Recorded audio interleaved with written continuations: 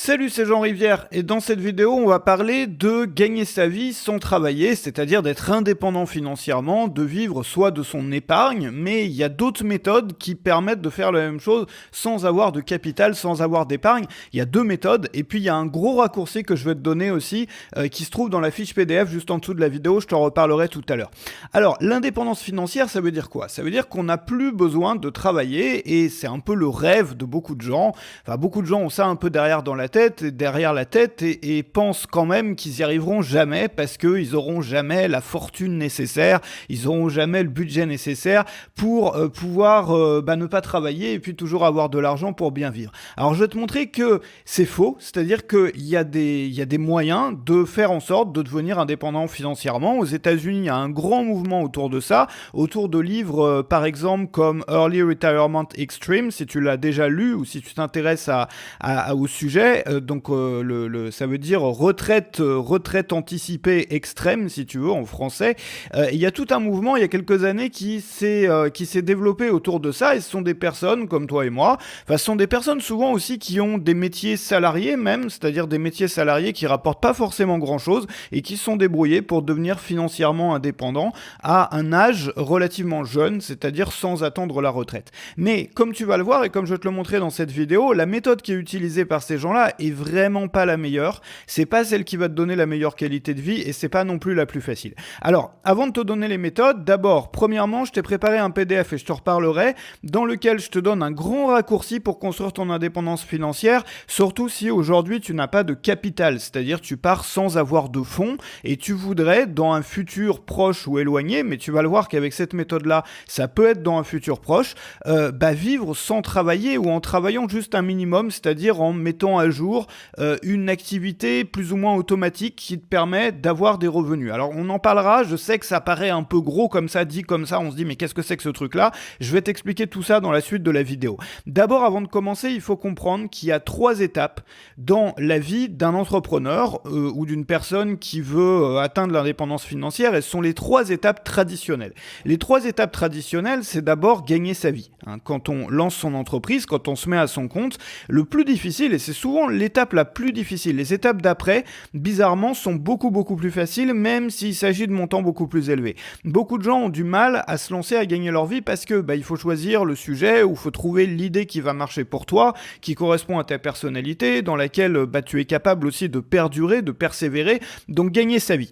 Ensuite, la deuxième étape, une fois qu'on a réussi à gagner sa vie, et ça peut prendre du temps pour certains, pour d'autres ça prend moins de temps, mais il faut persévérer. Tout le monde, tout un chacun peut, et moi je l'ai vu, des profils parfois qui revenaient de vraiment loin, des personnes qui n'avaient pas de ressources, qui n'avaient pas de connaissances et qui, par la force de leur persévérance, ont continué. Tu sais que beaucoup de gens qui abandonnent avant de gagner leur vie, ce sont des gens parfois qui ont quand même beaucoup de talent, et c'est un gâchis énorme parce que quand tu les vois, tu dis mais cette personne-là, elle aurait vraiment pu gagner sa vie autour de sa passion, autour d'un projet. Elle avait ce qu'il fallait finalement pour que ça réussisse, mais elle n'a pas continué. Donc gagner sa vie, et ensuite une fois qu'on gagne sa vie, on va rentrer dans la phase d'accumulation.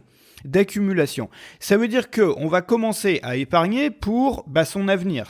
Pour certains, c'est la retraite, mais pour d'autres, c'est l'indépendance financière. C'est-à-dire pouvoir un jour remplacer les revenus du travail par les revenus de l'épargne ou de mes investissements. Donc en gros, c'est même pas la phase d'accumulation. Derrière la phase d'accumulation, il y a aussi la construction d'un mode de vie idéal. Je vais te le noter ici. Donc d'abord, on gagne sa vie. Gagner sa vie, le plus difficile, mais il faut persévérer. C'est pour ça que je voudrais vraiment t'encourager aujourd'hui, si tu n'as pas encore décroché ce stade-là, à persévérer, à continuer. Il y a tellement de personnes qui... Tu sais, souvent, on doit tester des dizaines et des dizaines de choses différentes jusqu'à trouver celle qui va cartonner pour nous, qui va vraiment marcher pour nous, et qui va... Moi, j'ai passé entre 2004 et 2010 à tester plein de choses, en fait, dans le business. Je gagnais déjà ma vie en 2004, mais pas vraiment bien. Vraiment pas bien du tout, même. Et c'est à partir vraiment de 2010-2011 que ça a commencé, j'ai eu des gros pics si tu veux, j'ai eu des beaux succès, mais j'ai quand même mis 6 années à explorer, à chercher tout ce qu'on pouvait faire sur le web, jusqu'à trouver vraiment ma voie, et aujourd'hui je suis tellement content de l'avoir trouvé, c'est ça qui a changé ma vie. Donc pour beaucoup de gens, il faut perdurer. Et une fois qu'on gagne sa vie, ça veut dire le salaire moyen dans le pays où tu habites, c'est-à-dire de quoi remplacer un emploi salarié par une activité indépendante ou d'entrepreneur. À ce moment-là, tu vas construire ta vie idéale. C'est ce qu'on appelle aussi la la phase d'accumulation. La vie idéale, ça veut dire quoi? Ça veut dire vivre la vie que toi, tu rêvais de vivre quand tu étais gamin. Ou bien la vie que te construire une vie de laquelle tu veux pas t'échapper. Tu sais, on voit souvent des gens qui ont des rêves de richesse, avoir des trucs qui brillent partout, mais finalement, c'est pas ça qui rend heureux pour la plupart des gens. Peut-être que toi, tu as des enfants et tu veux pouvoir leur consacrer du temps. Peut-être que toi, tu voudrais voyager. Moi, c'est ce que j'avais fait pendant des années. Le voyage, pour d'autres, ça va être la famille. Pour d'autres, ça va être des explorations ou des aventures. Il y a des gens qui ont des vies d'aventure comme ça. Ce que tu peux pas avoir, c'est pas seulement une question d'argent. C'est une question aussi de liberté. C'est-à-dire de construire un business, dans ce cas-là, qui va te laisser du temps. Et pour beaucoup de gens, quand on voit que l'argent, le problème, c'est qu'on s'enferme souvent dans un mode de vie, dans un modèle de business qui nous empêche de respirer. Je pense par exemple à la prestation de service qui prend beaucoup de temps, c'est-à-dire si tu travailles pour des clients, si tu vends ton temps, tu vas pas pouvoir avoir le temps pour ça ni pour ça. Donc c'est à toi de te demander à ce moment-là, qu'est-ce que je veux moi pour ma vie? Quelle est ma vie rêvée? À quoi elle ressemblerait? À quelle heure je me lève le matin? Qu'est-ce que je fais le matin? Qu'est-ce que je fais l'après-midi? Avec qui? Avec quelle personne? Avec quels gens je passe le plus de temps? Où je suis aussi géographiquement? C'est-à-dire construire tout ton univers et un bel univers duquel toi t'auras pas envie de t'échapper. Et donc cette vie idéale, elle va coûter forcément de l'argent. Et l'idée, ça va être de faire en sorte d'améliorer ton activité, ton business, pour faire en sorte non seulement de financer ce mode de vie, mais de gagner à peu près 2 fois ce que ce mode de vie te coûte. La règle des 2 fois, elle est importante quand on est entrepreneur, elle est vraiment importante et on voit la différence en termes de qualité de vie et de mode de vie et aussi de stress, d'anxiété ou bien au contraire de sérénité entre les entrepreneurs qui dépensent 2 fois moins que ce qu'ils gagnent et ceux qui dépensent un peu plus. C'est-à-dire que tu as besoin de viser un niveau de résultat, un niveau de revenu dans ta poche, après impôt, après tout ça, qui soit au minimum de 2 fois ce que tu dépenses. Ça veut dire que, évidemment, même si tu n'en es pas encore là aujourd'hui, d'abord, on décroche ça, c'est l'étape 1, gagner sa vie.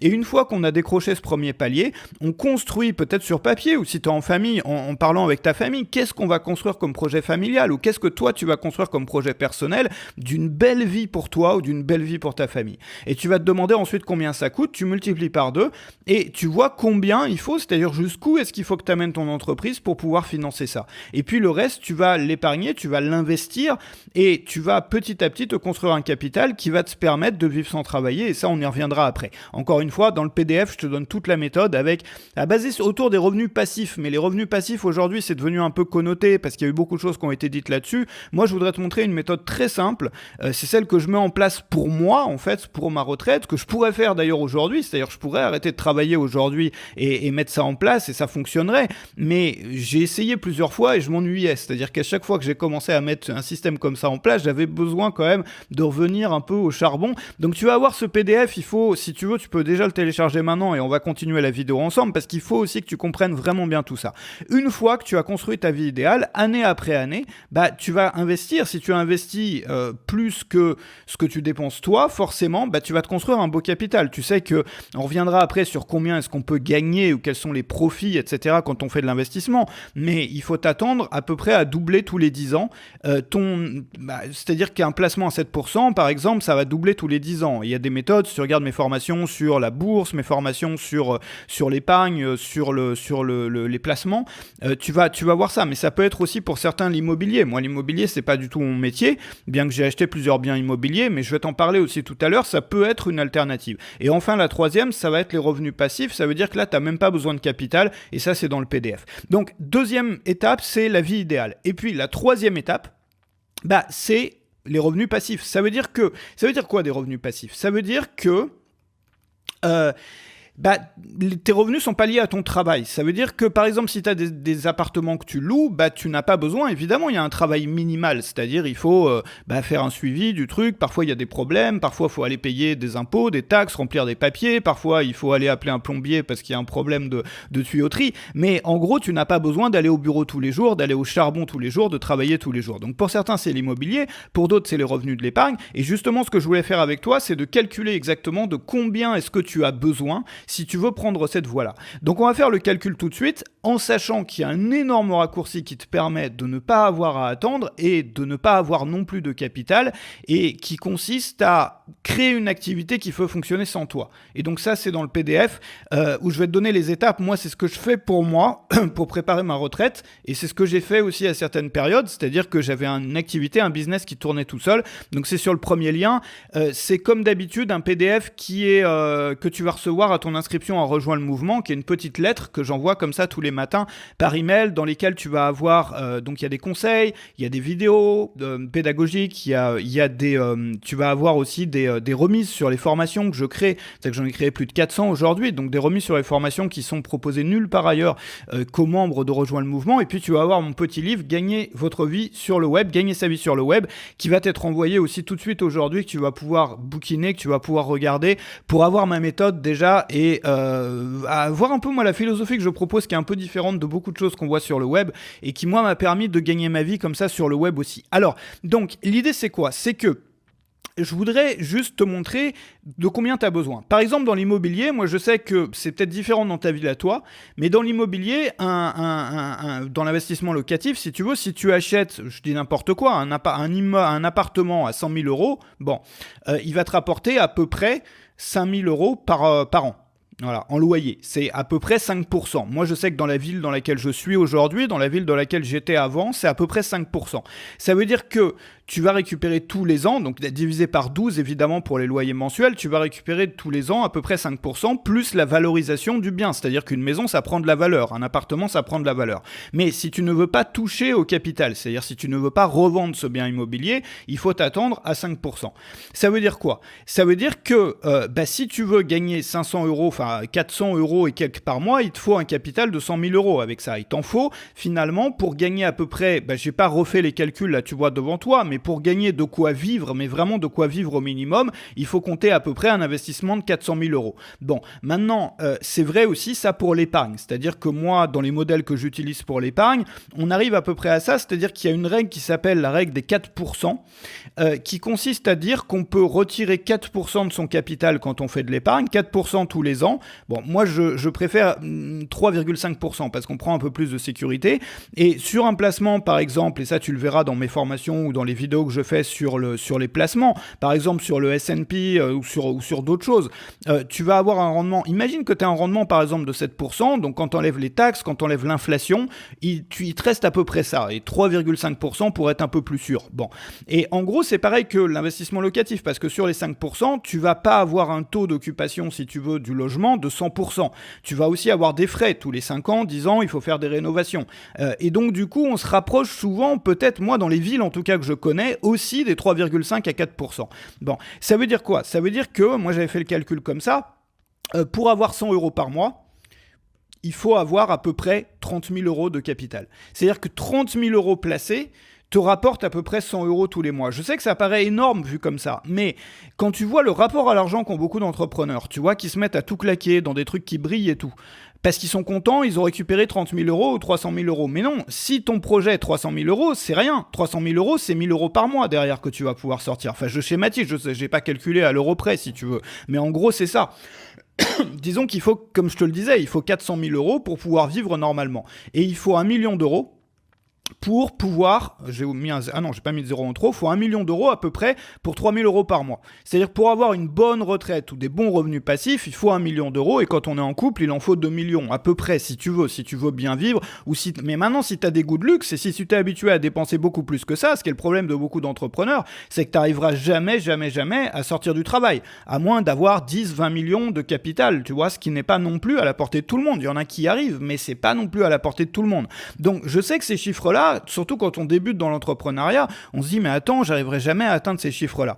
Et c'est la raison pour laquelle moi je voudrais te montrer un modèle qui te permet de tricher avec ça. Donc ces modèles-là, ils sont très bien quand on gagne de l'argent, ou bien quand on a une période assez longue pour pouvoir en économiser. Mais maintenant, comme je te le montrais, et moi ça c'était un chiffre qui m'avait fasciné, il te faut donc 30 000 euros à peu près pour générer à vie 100 euros par mois, à peu près. Bon. Ça, c'est la règle. Maintenant, imagine que toi, tu aies une activité en ligne dans laquelle tu n'aies pas beaucoup de travail à fournir tu aies un minimum, c'est-à-dire peut-être 1 heure tous les mois, enfin vraiment, tu vois, les mises en place et vérifier que tout fonctionne bien, et qui te rapporte 100 euros par mois. 100 euros par mois, c'est pas beaucoup pour un business en ligne. Mais ça t'évite déjà d'avoir ça t'économise 30 000 euros de capital. Et imagine que maintenant, t'en aies un qui t'apporte 200 euros par mois. Ça t'économise ou ça te permet d'avoir les mêmes résultats qu'une personne qui a 60 000 euros de capital. Et maintenant, une activité qui rapporterait 1 000 euros par mois. C'est pour ça que les gens se rendent pas compte souvent de la valeur de ce qu'on crée sur le web. Ça a une valeur complètement dingue pour ta vie, pour ton futur, à condition de créer quelque chose de pérenne. C'est-à-dire des contenus qui durent dans le temps. Et ça, j'y reviendrai après. Mais 1 000 euros par mois, c'est l'équivalent à peu près de 300 000 euros. Donc, à côté de quelqu'un qui a 300 000 euros, même si toi, tu fais de l'épargne, tout ça, et tu vas avoir un complément de 1 000 euros grâce à ton activité qui t'aura empêché, entre guillemets, ou qui t'aura donné la possibilité d'avoir les mêmes résultats en termes de rendement quand tu vides tes revenus passifs qu'une personne qui a économisé 300 000 euros de plus que toi, ou bien qui a déjà 300 000 euros de capital de plus que toi. Donc, ce que je veux te montrer, c'est qu'on peut remplacer le capital par une activité qui tourne toute seule. Alors, je sais qu'une activité qui tourne toute seule, on se demande souvent comment on fait, tout ça, est-ce que ça existe vraiment? Et la réponse, le détail de tout ça pour que tu puisses en créer une, c'est dans le PDF que je t'ai mis en dessous, et c'est pour ça que je te conseille vraiment de l'avoir avec toi, mais de le prendre et de le télécharger, de vraiment l'étudier. Mais je voudrais te montrer les bases de ça. Je voudrais maintenant te montrer un peu les bases de ça pendant que tu prends le PDF et tu pourras le suivre à côté sur le PDF. L'idée, c'est quoi? C'est qu'on a des activités, et tu vois par exemple moi mon activité, ce que je suis en train de faire là, et ce que des milliers de créateurs font aujourd'hui, il suffit de regarder sur YouTube ou ailleurs, c'est de créer du contenu. Et ce contenu, c'est-à-dire le contenu, c'est des vidéos ou des textes ou bien des articles ou bien des podcasts ou peu importe, chacun a un peu son format favori ou bien par période ou bien fait plusieurs formats. Mais en gros, on crée du contenu et ce contenu donne envie d'acheter des produits, d'accord ? Le schéma, il est classique, c'est ce que font la plupart des créateurs comme moi ou comme d'autres. Bon, maintenant, le problème qu'on a dans ce schéma-là, c'est que le contenu qu'on crée, il devient très souvent obsolète.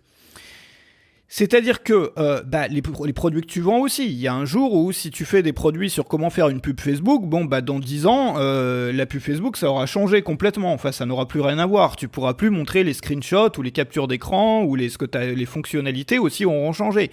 Alors que si tu faisais des formations ou des produits sur non pas des techniques ou non plus des techniques ou des stratégies, mais des principes. Ça peut être aussi sur des stratégies, des principes, on va dire, et des stratégies. Ce sont des choses qui sont intemporelles.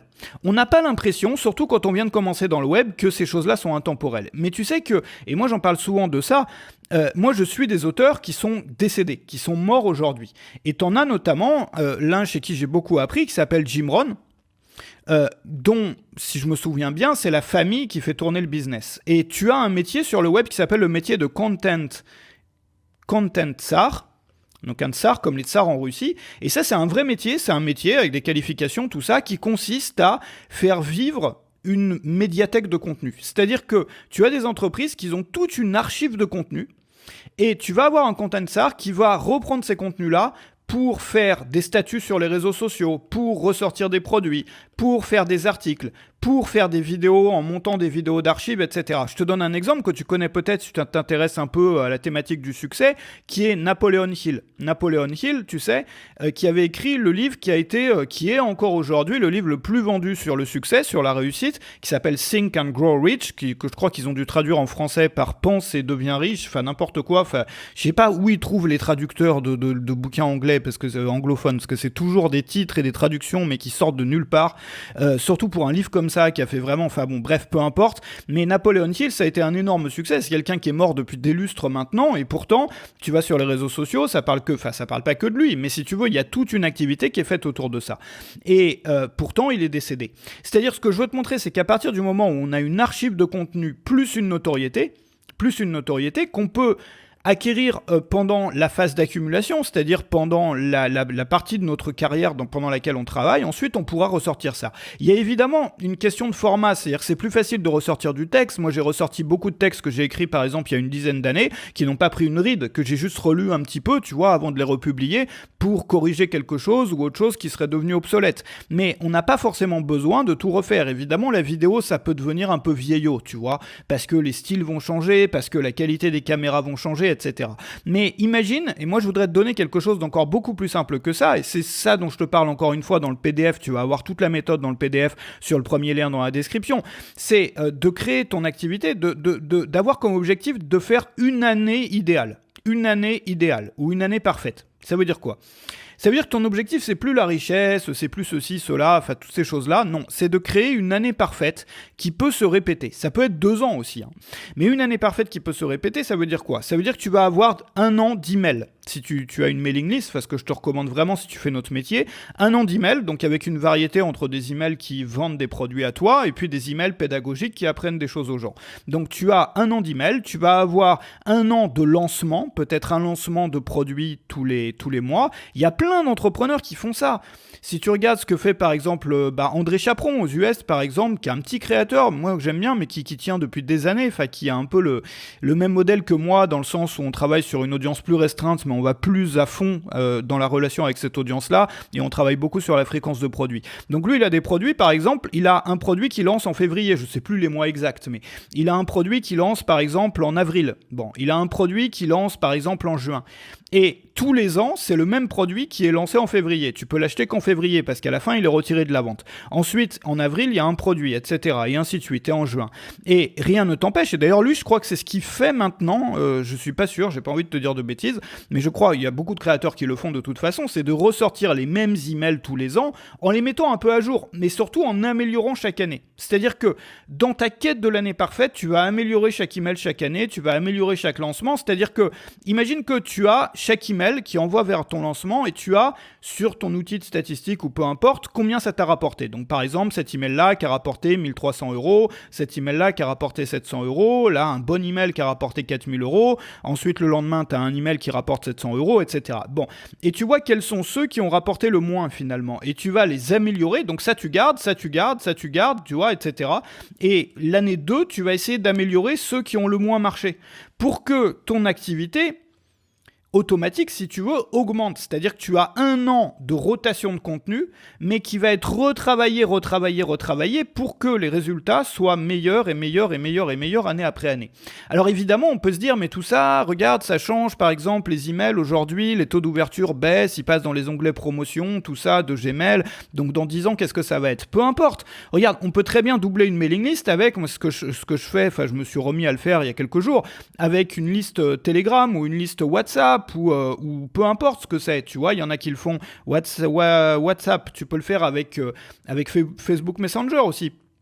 C'est-à-dire que tu as un message qui soit en texte, tu peux le refaire en audio après et tout, mais le message il est fait, le message de vente. Et donc du coup, c'est pareil pour les contenus. Alors les vidéos, tu vas pas forcément les ressortir parce que sur YouTube ça fonctionne pas comme ça, mais rien ne t'empêche de faire des best-of, des compiles, de reprendre des citations. C'est pareil pour les réseaux, même pour Instagram. Tu peux prendre des citations qui sont les mêmes et les refaire si tu veux avec une présentation différente. Tu n'as pas besoin de travailler sur la recherche d'idées, mais il y aura toujours peut-être un travail à faire, en tout cas les premières années, sur la remise en forme. Ce que je veux te montrer, c'est sur la remise en forme du contenu. C'est pas la remise en forme genre le sport, mais tu vois, de remettre en forme ton contenu sous un autre format ou sous une autre présentation. Mais la base, elle est là. Tu sais que tel message fait des ventes.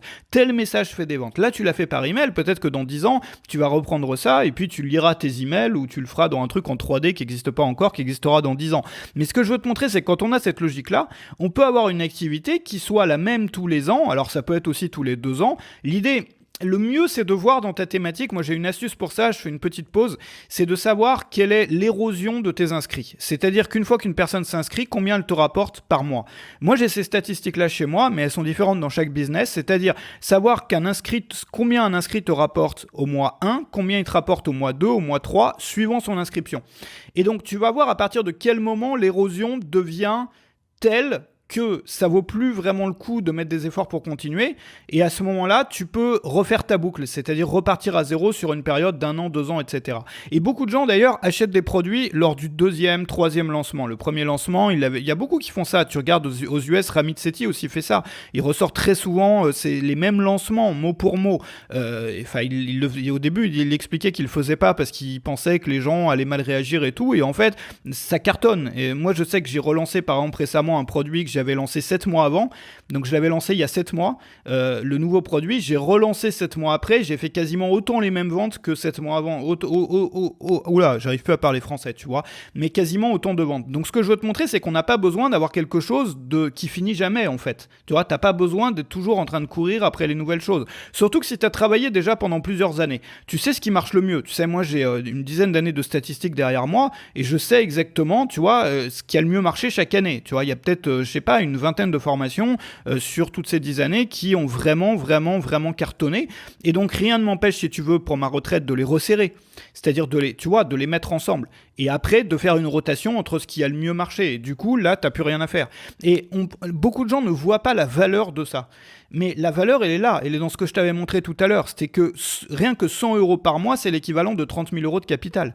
1 000 euros par mois, c'est 300 000 euros. Et si tu arrives à gagner 3 000 euros par mois avec ça, ce qui est tout à fait envisageable et possible, bien sûr, évidemment pas tout de suite quand tu commences, mais pas le premier mois. Mais évidemment que tous les créateurs qui sont professionnels, qui connaissent ce métier, on gagne bien plus que ça. Souvent, tu rajoutes un zéro ou bien t'en rajoutes, ou tu augmentes encore cela. Mais pour avoir 3 000 euros par mois, c'est équivalent d'1 million. C'est-à-dire qu'en gros, avec ça, c'est pour ça que ça vaut le coup de continuer dans ce business, tu vois, de pousser, de continuer. Parce que si tu ne sors que ne serait-ce que 3 000 euros par mois et que tu arrives à créer un système comme ça, tu vois, de rotation, quelque chose qui peut te suivre, c'est l'équivalent d'1 million d'euros d'épargne. Enfin, c'est juste énorme en fait. Alors, je t'ai mis le PDF en dessous, comme je te disais, sur la méthode des revenus passifs avec des contenus qui ne deviennent pas obsolètes, la durée de rotation, comment réutiliser les contenus, avec un tableau avec les montants en comparaison avec l'épargne et ce que tu peux faire en revenus passifs avec du contenu, de la création de contenu. Alors, évidemment, c'est pour les personnes qui s'intéressent un peu au métier comme le mien. Mais ce que je veux te montrer, c'est qu'il y a plein de façons de faire ce métier-là et qu'on n'est pas tous en train de courir après un résultat immédiat pour dépenser tout l'argent qu'on vient de gagner et puis toujours essayer de se dépasser le mois d'après. Je veux dire, tu vas t'épuiser si tu bosses comme ça. On peut aussi travailler à construire une maison, tu vois, à construire quelque chose brique par brique qui pourra à terme vivre sans nous ou vivre avec une intervention minimale. C'est-à-dire qu'à partir du moment aussi où tu gagnes une certaine quantité d'argent, tu pourras toujours rémunérer quelqu'un pour s'occuper justement de ces tâches-là, pour s'occuper de ressortir les contenus, pour s'occuper de refaire tous les ans ou d'indiquer les mails qui marchent pas ou qui marchent mieux ou les campagnes qui ont bien marché, ce qu'il faudrait améliorer, ce qu'il faudrait changer l'année prochaine. Donc du coup, toi, t'as plus rien à faire en fait. Et c'est vrai que nous, dans notre domaine, regarde, moi je connais par exemple un restaurateur comme ça, et les restaurateurs, typiquement, ils montent un restaurant et le but pour la retraite, c'est que soit ils le revendent, soit le restaurant il tourne tout seul. Il y a un manager et eux, ils n'ont pas besoin d'être dedans. Mais nous, c'est vrai qu'on est dans des activités, les créateurs, dans lesquelles il y a ta tête sur la vidéo, il y a ta tête sur le truc et on a l'impression qu'on doit toujours rester dans le business, alors qu'en fait, c'est faux. Enfin, on peut avoir vraiment une présence minimale, il y en a beaucoup qui le font et la preuve, c'est qu'il y a des personnes qui sont mortes, qui sont décédées, qui sont plus là, qui ont des business florissants parce que justement, la famille s'en occupe ou un content czar ou un manager, justement, comme le manager d'un restaurant et ils n'ont pas besoin d'être là pour que ça cartonne. Voilà, c'est vrai aussi pour beaucoup d'auteurs en fait finalement, où les contenus sont repris, il y a des auteurs qui avaient écrit des livres bien avant les réseaux sociaux, et aujourd'hui qui cartonnent sur les réseaux sociaux parce qu'il y a une entreprise souvent familiale qui va reprendre des citations, les mettre sur les réseaux sociaux, ils ressortent des nouvelles éditions des bouquins, ils font des événements ou des conférences avec des personnes qui diffusent le même message ou qui étaient amis de cet auteur-là, ils font des compilations de bouquins, enfin regarde rien que ce qui est fait autour de Jim Rohn à l'époque, enfin surtout il y a peut-être 5-10 ans mais encore aujourd'hui, et autour de plein d'autres auteurs qui sont décédés aujourd'hui. Donc si eux peuvent le faire en étant décédés, toi tu peux le faire. Évidemment on commence pas par ça, mais ce que je voudrais te montrer si tu démarres aujourd'hui, c'est l'objectif, c'est le projet. C'est-à-dire que tu signes pas pour avoir une vie pendant laquelle tu vas travailler tous les jours. Tu es en train de te construire ton indépendance financière. Tu es en train de te construire quelque chose duquel tu n'auras pas besoin de t'échapper. Et si tu arrives à cumuler ça et à cumuler l'épargne, l'investissement, les placements, peut-être l'immobilier. L'immobilier, je t'en ai parlé tout à l'heure. Je sais que beaucoup de gens utilisent aussi le levier du crédit. Donc c'est différent et ça change un peu la donne. Ça veut dire quoi ? Je reviens sur l'écran ici. C'est-à-dire que si tu as par exemple des mensualités que tu vas payer, t'achètes un bien immobilier, tu payes ça en mensualité et les personnes te payent ça en loyer, donc tu as cette différence. Bon, maintenant le problème c'est qu'il faut avoir t'as cette différence qui te reste dans la poche. Maintenant, il faut avoir quand même beaucoup d'appartements pour que tu puisses gagner ta vie avec, ça suffit pas d'en avoir un seul. Mais ça peut être une voie tout à fait viable, de la même manière que les placements. Moi j'investis beaucoup d'argent, mais j'ai pas envie d'avoir que ça. C'est-à-dire que plus tu as des sources de revenus différentes, mieux c'est. Et plus tu as aussi une sécurité. Et plus aussi, tu vois, tu peux continuer. C'est toujours dommage d'arrêter une activité qu'on aime. Donc comme ça, tu la gardes, elle continue. Et si toi, tu as une année où tu as envie de refaire un produit, où tu as envie de revenir un peu dans l'arène, où tu as envie, parce que souvent on aime ce qu'on a. Enfin, moi, j'adore ce métier-là. J'ai beaucoup de mal à arrêter. J'ai essayé plusieurs fois et j'y suis pas arrivé parce que ça me manquait, parce que j'étais là à traîner, à rien faire. Enfin, j'avais besoin de ça, en fait. Donc ça te permet, si tu veux, de pas avoir aussi au moment de la retraite ou d'arrêter ce gros dilemme. Est-ce que j'arrête tout? Est-ce que je continue? Est-ce que je vais pas regretter d'avoir tout arrêté parce que dans un an je vais vouloir reprendre? Enfin, tu vois, tu vas garder ton truc. Alors, le PDF en dessous va te montrer tout ça avec le calendrier, étape par étape, avec les montants, avec tout ça. Tu vas recevoir aussi Rejoins le mouvement, la petite lettre que tu reçois le PDF à l'inscription si tu passes par le premier lien dans la description. Tu vas recevoir aussi Rejoins le mouvement, ma petite lettre que j'envoie par email tous les matins, et puis le livre Gagner sa vie sur le web qui va te montrer ma méthode justement de création, celle qui m'a fait vivre depuis maintenant une dizaine d'années et qui a permis des centaines et des centaines d'entrepreneurs soit d'améliorer leurs résultats, soit de passer justement à l'entrepreneuriat et d'avoir des choses qui marchent, mais sans forcément avoir l'âme d'un entrepreneur. C'est des choses qui sont plus faites pour les passionnés, pour les indépendants, pour les personnes qui veulent vivre et travailler à la maison, mais qui n'ont pas forcément envie de gérer des équipes énormes, d'avoir des bureaux, tu vois, d'avoir un business simple qui peut être extrêmement rentable dans certains cas, pas toujours, mais pour beaucoup de gens que je connais, pour moi ça l'est, enfin tu vois, t'as des résultats qui n'ont plus rien à voir avec ce que tu pourrais avoir en tant que salarié, mais tout dépend de ce que tu vises toi. Maintenant, il faut se dire que c'est possible, et tout ça c'est dans le PDF en dessous, dans le livre que tu vas recevoir aussi juste après avoir reçu le PDF, et dans les emails que j'envoie tous les jours. J'ai hâte de te retrouver là-dessus. Salut chez toi.